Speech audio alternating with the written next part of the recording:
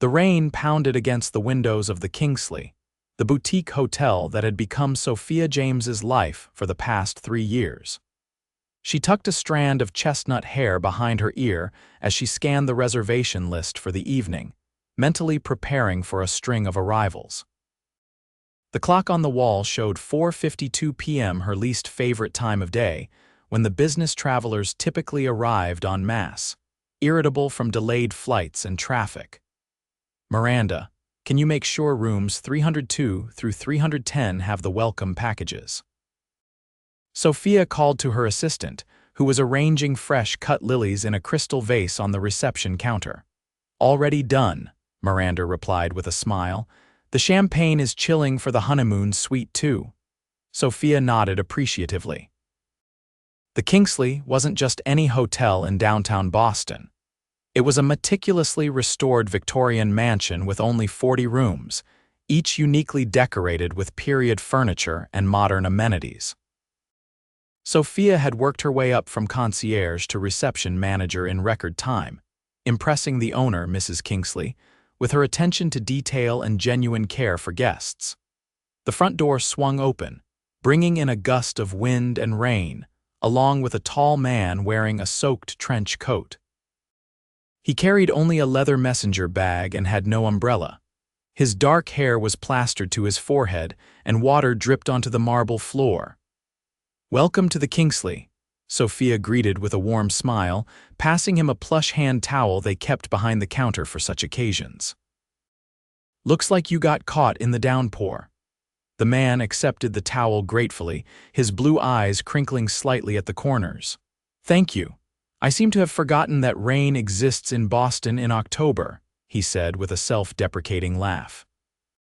"It's our specialty, along with unpredictable traffic and passionate sports opinions," Sophia replied. "Do you have a reservation with us?" "Yes, under Sebastian Jameson," he said, patting his pockets before pulling out his wallet. Sophia's fingers flew over the keyboard. "Ah, Mr. Jameson. We have you in our Hawthorne suite for 7 nights. She looked up, surprised. Most business travelers stayed for 2 or 3 nights at most. "That's right. I have some extended business in the area," he explained, handing over his ID and credit card. As Sophia processed his information, she noticed his credit card was one of those exclusive black ones rumored to have no spending limit. The ID confirmed his name, Sebastian Jameson. Nothing about his modest appearance, now bedraggled from the rain, suggested wealth. His only visible luxury was a sleek watch peeking out from under his shirt cuff. "Well, Mr. Jameson, we're delighted to have you with us.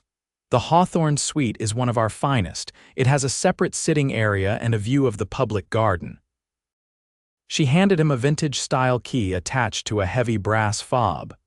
"We still use traditional keys for most rooms, part of the historic experience." "I appreciate authenticity," he said, his voice warm. "And please call me Sebastian."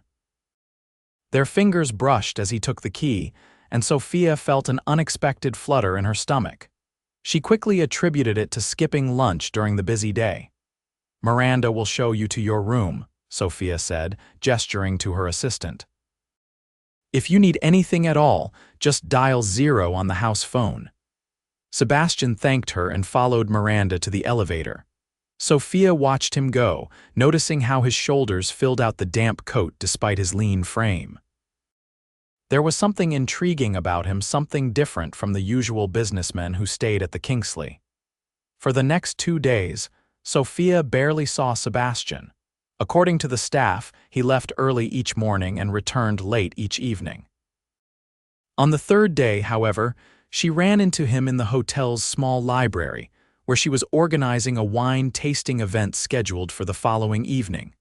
"Sorry, I didn't mean to interrupt," Sebastian said, pausing at the doorway. "Not at all, you're a guest."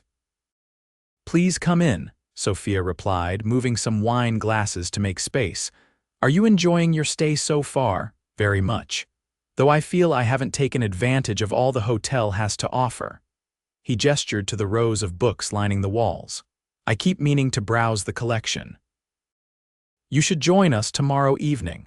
We're having a wine tasting here featuring local Massachusetts wineries. Many guests find it's a nice way to unwind and meet fellow travelers. That sounds interesting.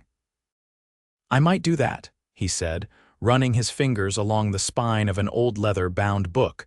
Something about his demeanor piqued Sophia's curiosity. If you don't mind my asking, what kind of business brings you to Boston for a week?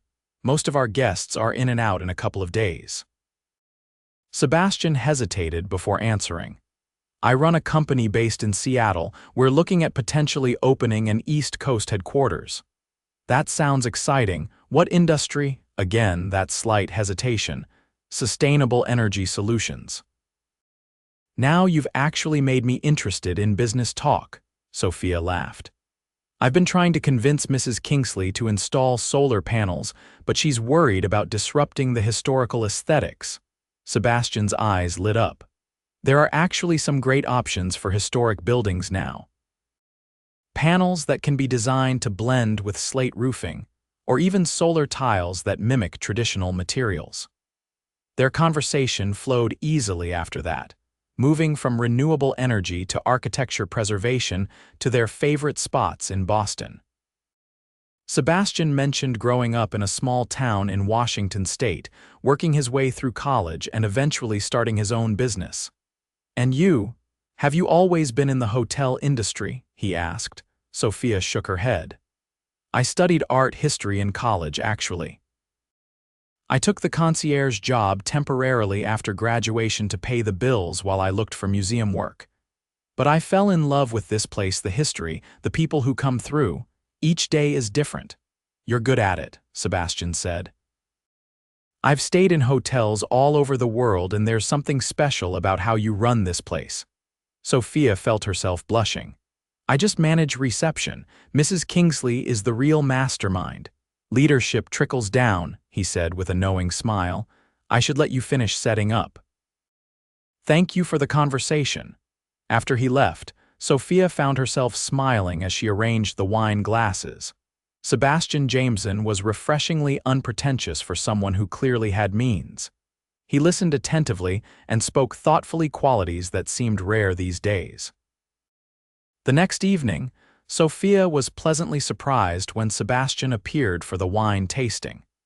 He wore dark jeans and a navy sweater that made his blue eyes even more striking. She introduced him to several other guests, and he chatted easily with everyone, showing genuine interest in their stories. Near the end of the evening, as the other guests began to disperse, Sebastian lingered, helping Sophia gather empty glasses.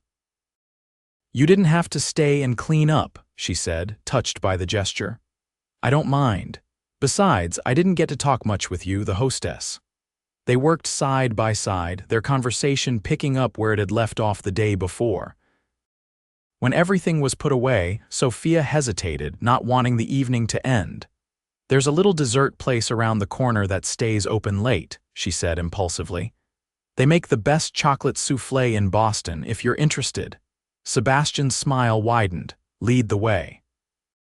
The dessert cafe was warm and inviting, with small tables and soft lighting. They shared a chocolate soufflé and raspberry tart, discovering mutual loves for historical documentaries, spicy food, and hiking. I can't believe you climbed Mount Rainier, Sophia said, impressed. I've always wanted to try mountain climbing, but I've only done basic hiking. You should try it sometime. There's nothing like the feeling of reaching the summit after working so hard to get there, Sebastian said, his eyes distant with the memory. As they walked back to the hotel, a light rain began to fall. Without thinking, Sebastian removed his jacket and held it over both their heads. Sophia was acutely aware of his proximity, the subtle scent of his cologne, and the warmth radiating from his body. Thank you for showing me your favorite spot, he said softly as they reached the hotel entrance. Thank you for joining me, Sophia replied, feeling suddenly shy. Good night, Sebastian. Good night, Sophia. Over the next few days, they fell into a pattern. Sebastian would leave early for his meetings, but would find Sophia in the evening, sometimes in the library, sometimes at the reception desk as her shift ended. They'd talk for hours about everything and nothing. Sophia found herself looking forward to these encounters more than she cared to admit. On Sebastian's 6th night at the Kingsley, he invited her to dinner at an intimate Italian restaurant nearby. Sophia hesitated. She'd never dated a hotel guest before, and it seemed unprofessional, but she couldn't deny the connection they shared. "It's just dinner," he assured her. "And I promise not to complain about the room service if you turn me down." His playful tone made her laugh. "Well, I can't risk a bad review. Dinner sounds lovely." The restaurant was perfect, candlelit, with tables spaced far enough apart for private conversation. Sebastian ordered a bottle of Barolo and recommended the homemade pasta, mentioning he'd discovered the place years ago on a previous trip to Boston. "So tomorrow is your last day," Sophia said, trying to keep her tone light. "Have you decided about the East Coast headquarters?" Sebastian twirled pasta around his fork thoughtfully. "Actually, that's something I wanted to talk to you about. My company, James & Saul, is definitely moving forward with the Boston location." Sophia raised her glass. "Congratulations, that's exciting." "Thank you." Sebastian seemed unusually serious. "Sophia, there's something I should have told you earlier. James & Saul isn't just any energy company. We're one of the largest developers of solar technology in the country." Sophia blinked, processing this information. "Wait, James & Saul as in the company that just developed that breakthrough battery storage system? The one that was on the cover of Business Week last month?" Sebastian nodded, looking slightly embarrassed. "That's us. So you're not just opening an office here, you're—" The realization dawned on her. "You're the CEO, aren't you?" He nodded again. "I should have been more forthcoming. When I checked in, I was just enjoying being treated like a normal person for once. And then as I got to know you, I was afraid it might change things between us." Sophia sat back in her chair, stunned. She'd seen the magazine articles about James & Saul and its revolutionary approach to solar energy storage. The company was valued at billions, and its founder was hailed as a visionary in the clean energy sector. "I'm sorry for not telling you sooner," Sebastian said, looking genuinely concerned about her reaction. After a moment, Sophia found her voice. "So all those conversations we had about solar panels for the Kingsley were completely genuine," he finished. "I wasn't trying to show off or recruit you or anything like that. I just enjoyed talking with someone who was interested in the actual technology, not the business valuation." Sophia took a sip of wine, trying to reconcile the modest, thoughtful man sitting across from her with the corporate titan described in the business press. "I'm not upset, Sebastian, just surprised. You're nothing like I'd imagine a billionaire CEO to be." "Don't believe everything you read," he said with a wry smile. "Most days I'm just a guy from a small town who got lucky with an engineering idea and worked really hard to develop it. So why are you really staying at the Kingsley? Surely there are more luxurious options in Boston." Sebastian leaned forward. "Honestly, I fell in love with the building when I walked by it years ago. It reminded me of my grandmother's house. She raised me after my parents died. When I saw it was a hotel now, I made a point to stay there whenever I'm in Boston." His sincerity touched her. As they continued their dinner, Sophia found that knowing Sebastian's true identity didn't change how she felt about him. If anything, she admired him more for his humility and genuine passion for his work. After dinner, they walked along the Charles River, the city lights reflecting on the water. Sebastian told her about his plans for James & Saul's expansion and his vision for making renewable energy more accessible to everyone. The Boston headquarters will focus on residential applications, making solar power practical even for historic homes like the Kingsley, he explained, his enthusiasm evident. "So you'll be spending more time in Boston?" Sophia asked, trying not to sound too hopeful. Sebastian stopped walking and turned to face her. "That's another thing I wanted to talk about. I'll be here at least a week every month overseeing the new office. And," he took a deep breath, "I was hoping to see more of you if you're interested." Sophia's heart raced. "I'd like that," she said softly. Sebastian reached for her hand, his fingers intertwining with hers. In the glow of the city lights, he leaned down and kissed her gently. The kiss was brief but filled with promise, and when they pulled apart, Sophia knew her life had just changed irrevocably. The next morning, Sebastian checked out of the Kingsley. As Sophia processed his bill, their professional interaction was charged with unspoken emotions. "Thank you for a wonderful stay, Miss James," he said formally, aware of her colleagues nearby. "It was our pleasure, Mr. Jameson," she replied, matching his tone but unable to suppress a smile. "We hope to see you again soon. You can count on it." He slipped her a business card. "My personal number is on the back." Over the next few months, Sebastian kept his promise, returning to Boston regularly as his company established its East Coast headquarters. He always stayed at the Kingsley, though their relationship quickly progressed beyond that of guest and hotel manager. During his absences, they talked daily via video calls, learning the intricate details of each other's lives. Sebastian told her about growing up with his grandmother in a small Washington town, how he'd developed an interest in sustainable energy after seeing the pollution from a local factory, and how he'd worked through college developing his first solar panel prototype. Sophia shared her own story, her childhood in suburban Massachusetts, her passion for art and history, and her unexpected love for the hospitality industry. She introduced him to her close-knit group of friends, who were initially starstruck, but quickly came to see the man beyond the business mogul. 3 months into their relationship, Sebastian surprised Sophia by bringing her to Seattle to see Jameson Saul's headquarters and meet his team. She was impressed not just by the cutting-edge facility, but by how the employees clearly respected and admired Sebastian. He knew everyone by name, from the engineers to the custodial staff, and his management style was collaborative rather than dictatorial. "Now I see why your company is so successful," she told him as he drove her around Seattle, showing her his favorite spots. "It's not just the technology, it's the culture you've created." Sebastian squeezed her hand. "That means a lot coming from you. You understand people in a way I'm still learning." On her last night in Seattle, Sebastian took her to dinner at a restaurant perched on a cliff overlooking Puget Sound. As the sun set in brilliant oranges and pinks, he seemed uncharacteristically nervous. "Is everything okay?" Sophia asked, concerned by his distraction. Sebastian took a deep breath.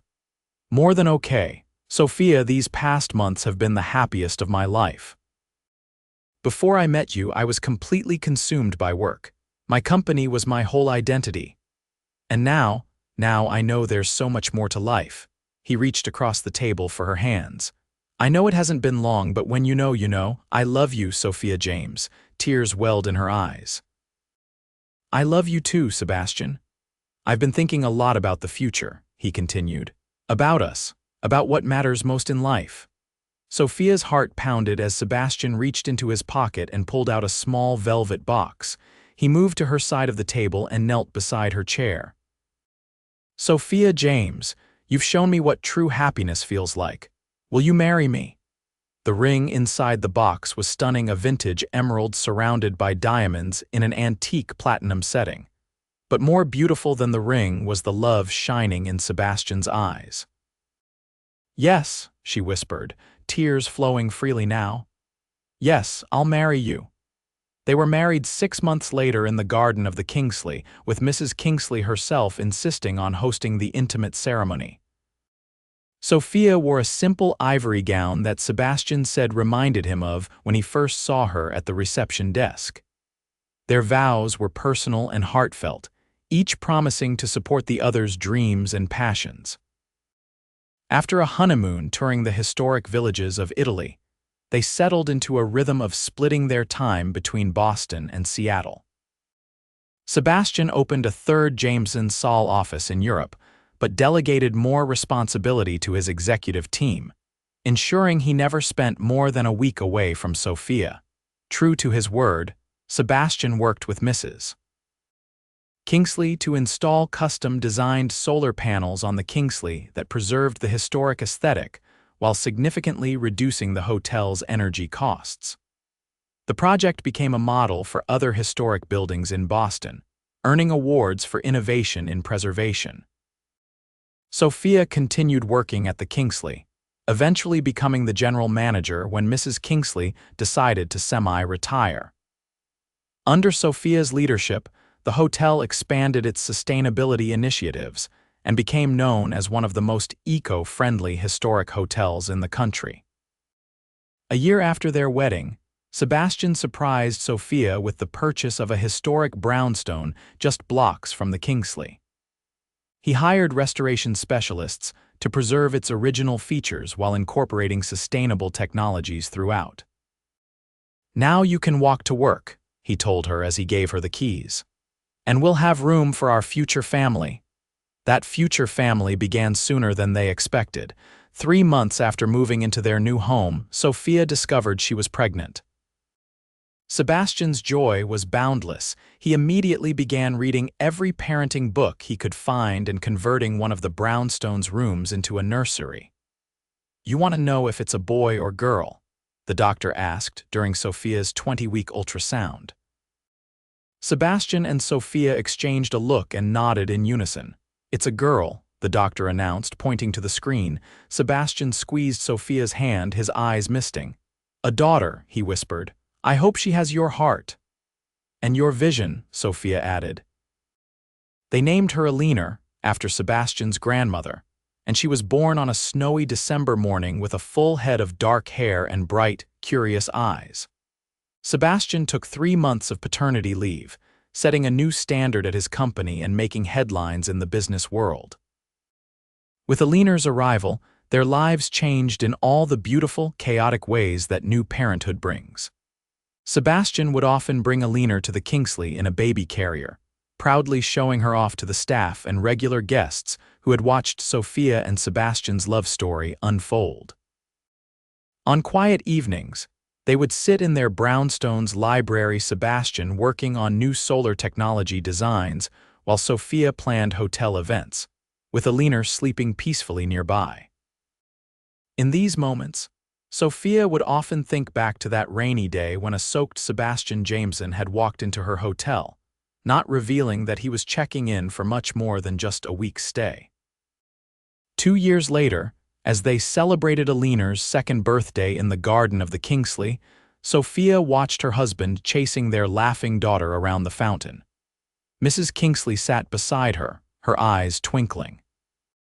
"You know," the older woman said, "the day Sebastian first checked in, I recognized him immediately from a business conference where he'd given a keynote speech. I wondered why he didn't mention who he was." Sophia turned to her in surprise.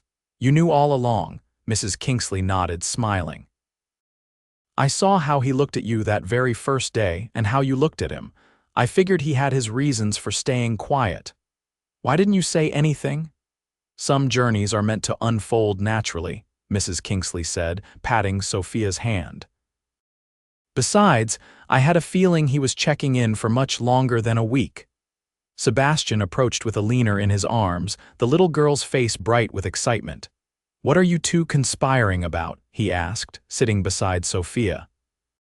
"Just reflecting on unexpected journeys," Sophia replied, leaning against his shoulder. "And how the best ones lead right where you're meant to be." Sebastian kissed the top of her head, then Eleanor's, his expression one of complete contentment. "I checked into the Kingsley looking for a business opportunity," he said softly.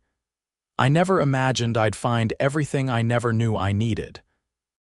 As the sun set over the garden, casting a golden glow across their little family, Sophia knew with absolute certainty that sometimes life's most precious reservations were the ones you never planned to make, and that sometimes checking in for a week could mean checking in for life.